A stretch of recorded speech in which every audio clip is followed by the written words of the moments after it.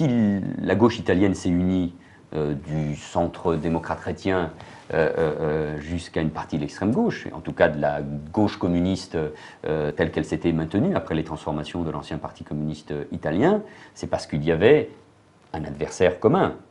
Et je crois qu'on ne peut pas dire que Prodi et Veltroni, c'est la même chose que Berlusconi, ou alors on n'a pas compris ce qui s'est passé en Italie. Et donc il y a un moment où une partie de la gauche a fait le choix, elle l'avait déjà fait d'ailleurs, puisque c'était la deuxième expérience, c'est la deuxième expérience, de participer à un gouvernement. Il ne faut pas que ça, au moins, amène à l'impuissance.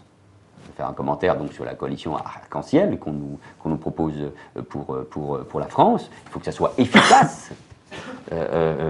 Moi, je suis pour participer évidemment à des opérations de maintien de la paix ou de guerre contre le terrorisme en Afghanistan. Je pense que d'ailleurs ça n'a rien à voir avec l'Irak. Et donc, et quand les gouvernements de gauche italiens ou espagnols se sont retirés de l'Irak, c'était au contraire en même temps pour être présent sur l'Afghanistan, parce que je pense que la question de la lutte contre le terrorisme reste une donnée fondamentale. Enfin, ce n'est pas le cœur du débat de ce matin.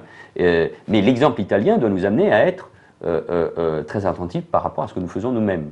Je ne suis pas sûr qu'on arrivera à un candidat commun de toute la gauche. Mais l'idée, par exemple, que le candidat de la gauche réformiste soit désigné demain à l'élection présidentielle, comme l'ont fait les Italiens par les électeurs de gauche, ça me paraît, par exemple, dans les pratiques qu'il faut changer dans ce pays, être intéressant. Est-ce qu'on peut bâtir un parti de Besancenot à Bérou? Ça dépend des uns et des autres. Si Bayrou nous dit « je suis de gauche bah, », ça change un peu. Je ne suis pas sûr qu'on puisse l'analyser ainsi. Et je n'ai pas le sentiment qu'Olivier Besancenot soit dans cet état d'esprit. De venir de droite. Non. Et enfin, il faut qu'on puisse se mettre d'accord, pas uniquement sur une opposition, mais il faudrait se mettre d'accord sur un programme. Et s'il faut réunir dans le même parti, pour gagner demain, pour gouverner, des gens qui ne pensent pas la même chose, qui sont en désaccord sur la vision qu'ils ont du monde, sur le rôle de l'entreprise, sur le rôle de l'État ou des services publics ou les financements, au-delà de partager des valeurs communes ou d'avoir participé à des luttes ensemble, alors là, on créera de la désillusion. Et c'est pour ça que d'abord, le Parti socialiste doit changer en profondeur lui-même ses formes d'organisation, de leadership, mais aussi retravailler sur son projet. Merci. Dernière chose, les générations qui vous ont précédé, Manuel Valls est un peu plus âgé qu'Olivier Besancenot, mais les générations qui vous ont précédé, que ce soit dans la famille socialiste, communiste, famille de l'extrême gauche, se connaissaient en dehors du débat public, du débat politique. Est-ce que ça vaudrait le coup pour vous deux, et ça c'est loin des caméras, loin de moi, que vous connaissiez, parce que vous allez être amené à faire de la politique dans un espace commun pendant encore quelques années? Ou est-ce que définitivement nous n'irons plus au bois, les lauriers sont coupés et les différentes gauches n'auront plus? Le Nouvel Obs va nous proposer des billets pour partir en vacances ensemble. Et pourquoi pas? Et pourquoi pas? Et pourquoi pas? Parce que l'un comme l'autre, vous le racontez. Parce qu'il fut un temps où Krivine et Chevènement bouffaient ensemble, où il fut un temps, Manuel Valls, où effectivement on faisait de la politique et des fêtes et autre chose avec des leaders d'extrême gauche. Est-ce que ça existe encore? Ou est-ce que les choses ont tellement évolué qu'il n'y a plus d'objet à ce genre de fréquentation, ce genre de connaissance, ce genre de complicité? Moi, je suis pragmatique, donc ce que j'apprécie, c'est le fait qu'on soit vu aux côtés des salariés de Danone, voilà, qu'on puisse tenir un débat contradictoire. Parce que ma connaissance, la dernière fois qu'il y a eu un débat contradictoire comme ça sur le fond, enfin, dans mon souvenir, j'ai vu avec Strauss-Kahn, qu'a priori, je n'allais pas convaincre non plus, bon, vice-versa d'ailleurs, mais au moins qu'assumait un débat sur le fond. Je pense qu'on est toujours en attente de débat sur le fond. Et voilà, être pragmatique de se reconnaître dans ce cadre-là. Maintenant, c'est pas de se connaître pour se connaître, parce que, je veux dire, tous les avatars aussi de ce qui était dit là, c'est des grandes fêtes où plein de responsables politiques se retrouvent, où Krivine n'était pas, par exemple. C'est aussi hein. Donc maintenant, je pense que par ailleurs, par rapport à... Il y a eu aussi des événements qui ont ramené les uns les autres. Je pense qu'il y a une espèce de génération, enfin, je ne sais pas si il faut l'appeler génération 68, mais génération où si on prend un phénomène comme mai 68 et ce qui a suivi, évidemment, c'est un degré d'implication et où les uns et les autres se sont côtoyés.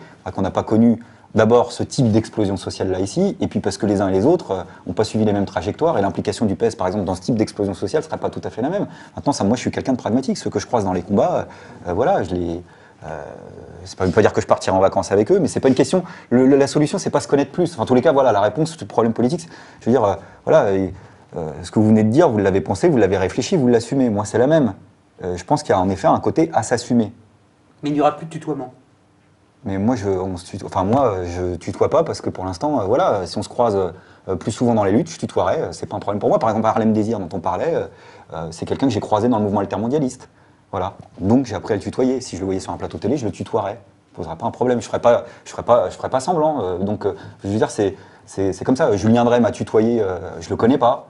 Sur un plateau télé, j'ai pas fait 10 000 combats avec lui. Je me mets pas un principe je le fais sur la base de la pratique sur la base de la pratique. C'est aussi simple que ça. Il y a, de toute façon, c'est pas une question de point commun. On vit dans le même monde. Alors, on n'a pas forcément les mêmes vies, les mêmes goûts, mais on est forcément, parce que nous sommes des responsables politiques engagés, on porte en tout cas un regard sur la société, le monde tel qu'il est. On bouge beaucoup plus, on est forcément concerné par cette globalisation économique, culturelle, dans le domaine de l'information. Les goûts des uns et des autres sont beaucoup plus éclectiques, donc se rapprochent beaucoup plus. Avant, c'était très déterminé par rapport aux couches sociales. Moi, en plus, à titre personnel, j'ai jamais été trotskiste ni à l'extrême gauche, jamais. Mais j'ai dans ma culture personnelle, parce que mon père a vécu pendant la guerre civile espagnole, il y a notamment à Barcelone, il y a un regard sur ce que certains ont pu représenter, je pense au Poum de Nîmes, au bouquin d'Orwell sur la guerre en Catalogne, donc il y a dans la culture, et dans ma culture profondément anti-totalitaire, anti-stalinienne, il y a toujours un regard, c'est pour beaucoup de socialistes d'ailleurs, plus indulgent, différent, et notamment sur la culture de la Ligue, plus ouverte sur la société que l'étaient d'autres mouvements trotskistes. Mais Olivier Besancenot le dit très justement, on n'a pas la même matrice, c'est-à-dire qu'il y a eu ces années 50 et 60, la lutte contre la guerre d'Algérie, pour la décolonisation, il y a eu mai 68, il y a eu des itinéraires séparés, communs, avec d'ailleurs une histoire propre de l'extrême gauche française, qui, à part quelques éléments, il y a eu la violence, n'a pas abouti à une organisation terroriste, comme ça a été le cas en Allemagne ou en Italie. D'ailleurs, de ce point de vue-là, des leaders politiques, Mendes et Rocard pour la gauche réformiste, mais Krivine aussi, portent une responsabilité au sens positif du terme pour avoir empêché cette dérive. Il y avait des liens. Moi, à la fin de sa vie, j'étais très très lié à Gilles Martinet. Il y avait des liens là, avec Olivier Besancenot, mais de famille avec Alain Krivine. Il y avait une gauche qui existait. Mais attention à la connivence. Mais c'est vrai au sein de la gauche, mais c'est vrai encore plus avec la droite. Et moi, l'histoire bien décrite par Hamon et Rothman, l'itinéraire de mai 68, et qui se termine par la grande teuf au cirque d'hiver, c'est pas la mienne. Et je ne suis pas sûr que c'est ce qu'on nous demande. Parce que pour être fort dans la critique vis-à-vis du rapport à l'argent et au pouvoir de Nicolas Sarkozy, il faut faire attention à ses propres comportements. Et même si je fais attention aux symboles, parce qu'ils ne peuvent pas représenter une solution pour tous, mais les symboles sont importants, y compris notamment le comportement des députés sur leur régime de retraite, puisque la remarque a été faite tout à l'heure. Et si je vis dans ma ville et si mes enfants fréquentent les écoles publiques d'Evry, c'est parce que c'est aussi une conception que j'ai de l'action militante et de la vie d'un élu. Après le reste, c'est question de hasard, mais ne faisons pas semblant.